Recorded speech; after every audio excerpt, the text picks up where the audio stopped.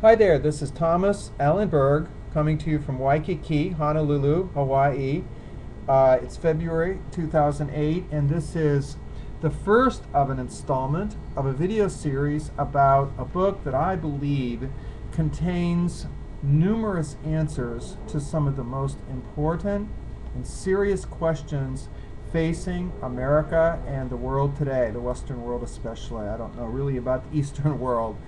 But this book is directly a direct result from 37 years experience in the trenches of public education.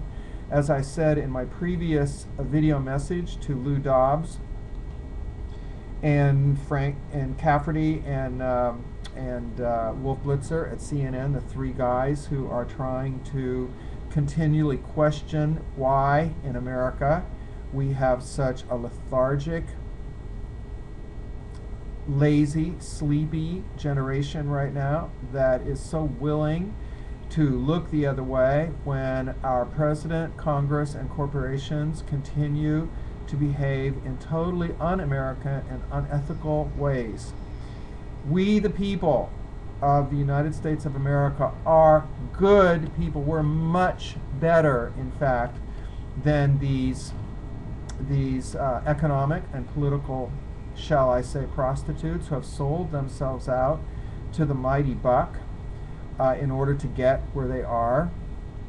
Are we really going to continue to allow them to lead us like blind lemmings over the cliff of their failed policies? No.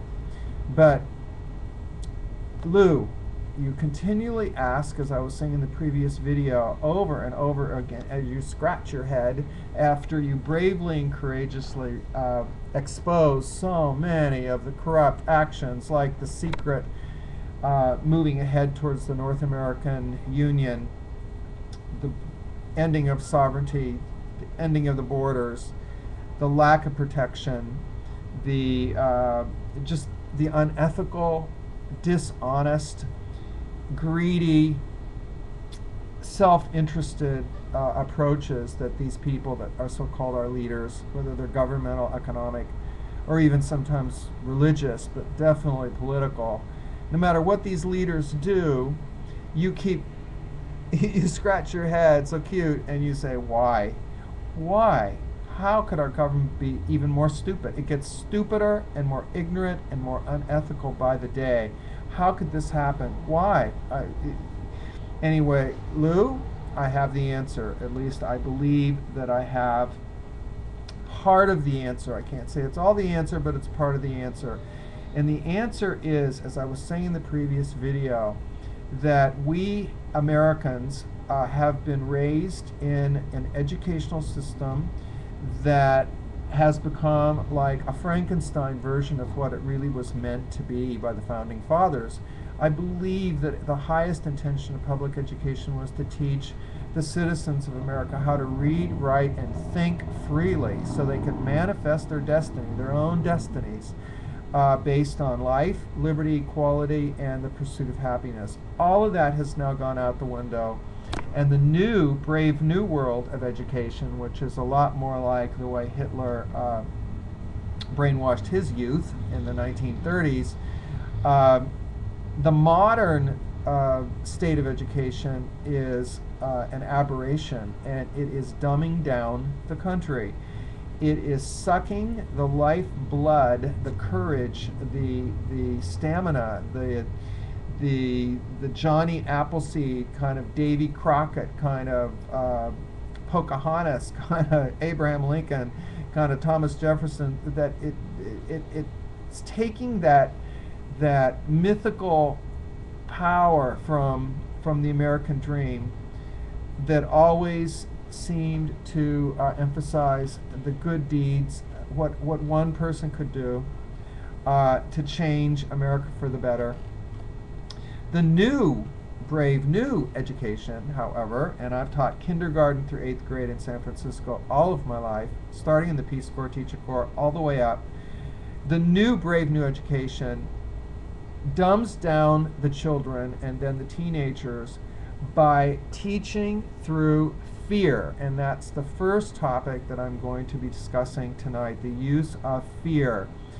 If I were able to sit down with Baraka or Hillary or McCain, either of those three people who are supposedly, one of them will supposedly be the president next year, if I were to sit down with one of them and have a discussion about education, the future of education, and why, even though ever since Eisenhower proclaimed that we shall improve American education, ever since Sputnik, and we realized our educational system was falling behind the rest of the world. It's now like 28th or something in the worldwide comparisons, but that's another story.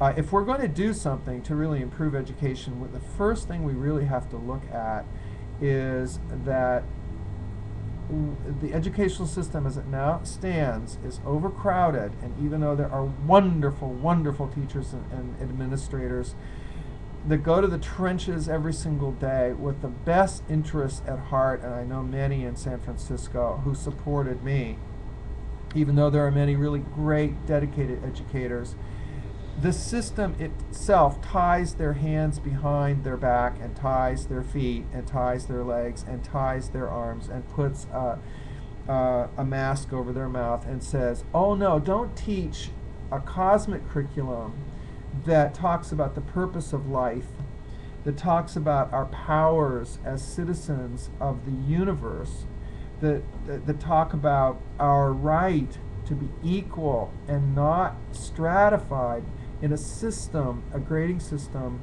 that goes from A at the top, the athletes and the smart kids at the top, the C's in the middle and the F's at the bottom.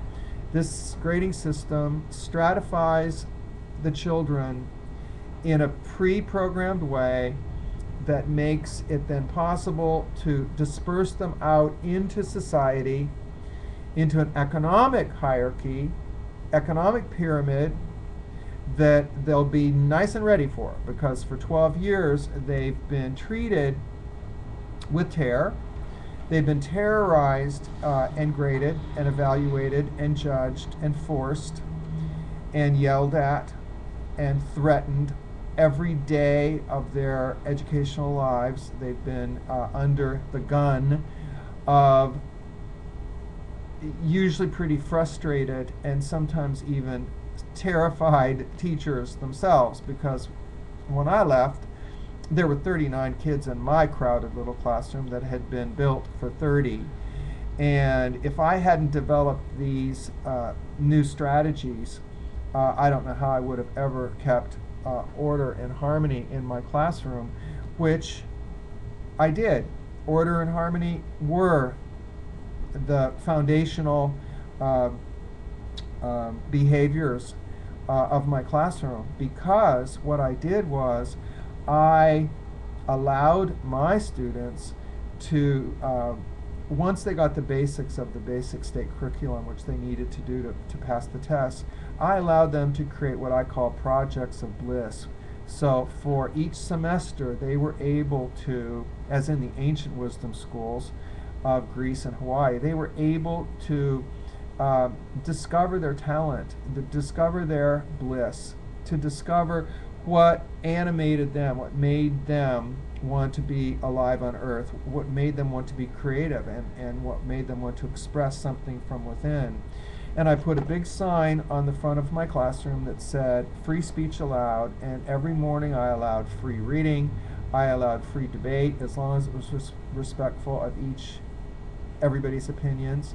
I allowed free writing, I allowed free curricular development, and I threw away the grading system and said, we are all equal in the cosmic scheme of things, and I am going to treat you equal. In fact, even though I'm your leader, as your teacher, we are all equal in the sense that we're continual lifelong learners. And I think I'm running out of time, so I will have to continue more about Uncle Tom's Classroom in part 2, where we go beyond what happens when you stop using fear in the system and you begin to base it on love and cooperation. Aloha from Hawaii.